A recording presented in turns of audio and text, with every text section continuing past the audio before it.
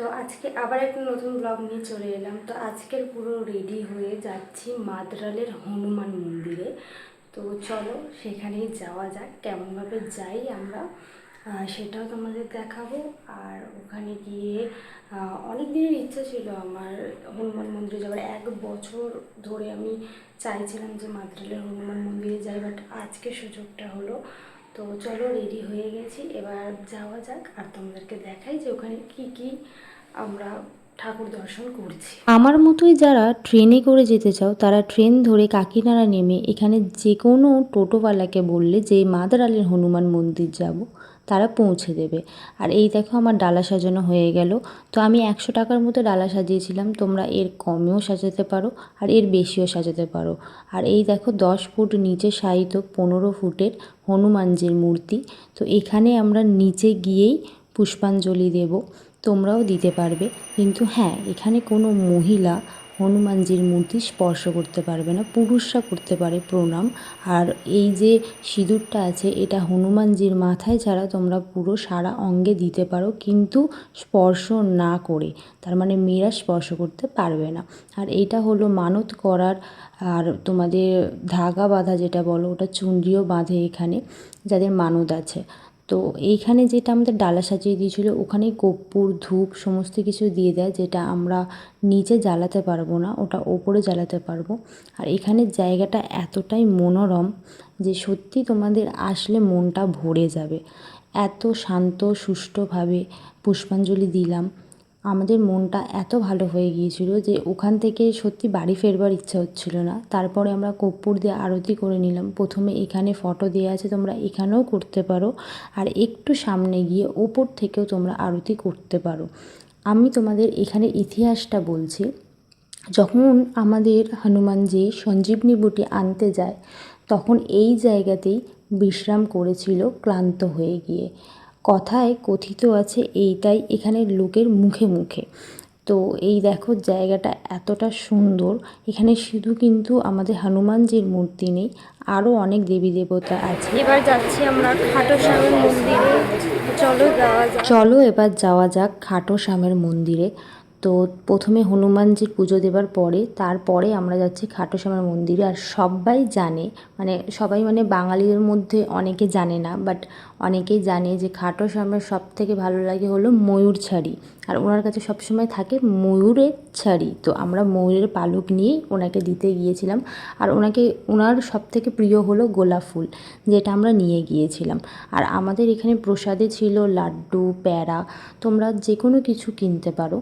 তো সেটা পুরো ডালার মধ্যেই ওরা ধরে নেয়। আর সত্যি আমাদের জিনিসপত্রও আমরা ওখানে রেখে দিয়ে গেছিলাম সেফলিভাবে, আমাদের কোনো কিছু ওখান থেকে মানে হাত দেয়নি তারা। আমরা যেহেতু বাইক নিয়ে গিয়েছিলাম, সেই বাইকের হেলমেট থেকে শুরু করে আমার ব্যাগটাও ওখানে রাখা ছিল। ওদের ব্যবহারও সত্যি খুবই ভালো ছিল যাদের যাদের কাছ থেকে আমরা ডালাটা নিয়েছিলাম। আর এই হলো আমাদের খাটো শ্যামের মন্দির। পুজো দেবার পরে উনি আমাদের পণ্ডিতজি যিনি ছিল, উনি আমাদের প্রসাদ, চরণামৃত এগুলো সবই দিয়েছে। এরপরে আমরা এলাম রামের মন্দিরে। রাম, সীতা, লক্ষ্মণ আর হনুমান। যখন গিয়েছিলাম তখন এই মন্দিরটার পুজোটা শুরুই হয়নি, তাই জন্য মন্দিরটা বন্ধ ছিল। এক এক করে পুরোহিত মশাই আসে আর পুজো করে। তো এখান থেকে আমরা পাশেই রাধাকৃষ্ণর মন্দির, এখানে দেখো আশেপাশে কিন্তু সবাই বিশ্রামও করছে।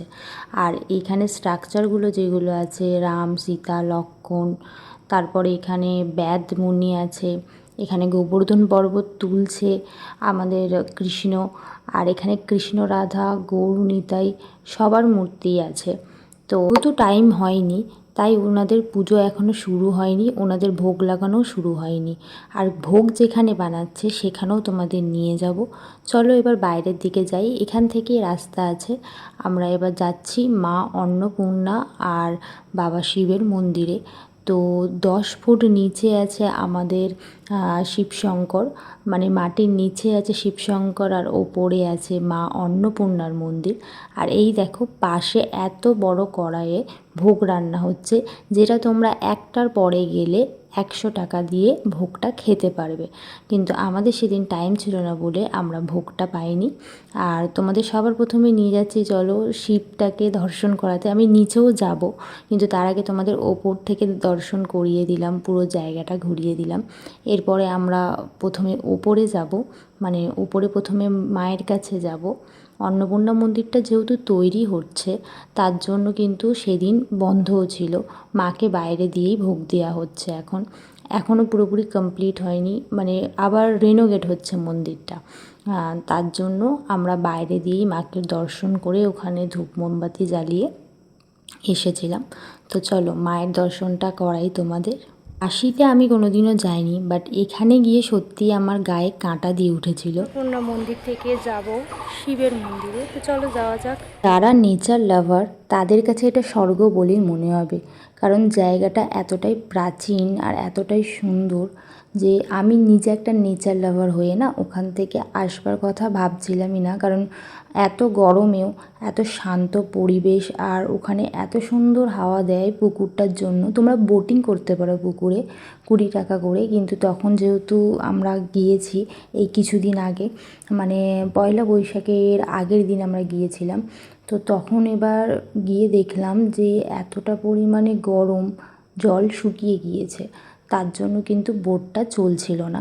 তো তোমরা যদি বর্ষাকালে যাও তো তখন ডেফিনেটলি 20 টাকা দিয়ে তোমরা চড়তে পারো বোট। আর এই দেখো আমরা শিব মন্দিরে চলে এলাম, আর শিব মন্দিরটা কিন্তু পুরোটাই নিচে, আর 10 ফুট নিচে বাবা শিবের দর্শন করালাম তোমাদের। এবার চলো বাইরে গিয়ে তোমাদের এখানে জায়গাটা দেখাই।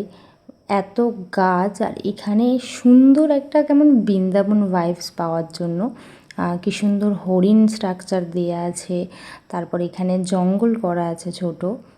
তো আমরা এবার বাড়িতে ফিরে যাব, কারণ আমাদের হয়ে গেছে ঠাকুর দর্শন করা। আর আশা করি তোমাদের সবার ভালো লেগেছে। তো ভালো লাগলে আসতেই পারো।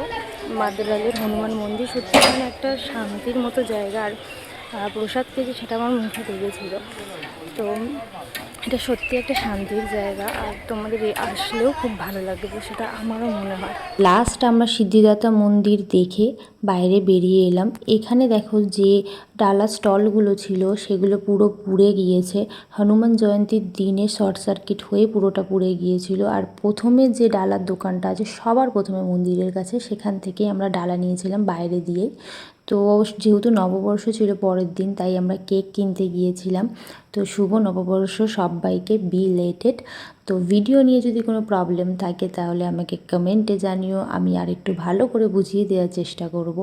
তো এই ভিডিওটা কেমন লাগলো বলো। টাটা, বাই বাই, সবাই খুব ভালো থেকো, সুস্থ থেকো, আর হ্যাঁ, শুভ নববর্ষ।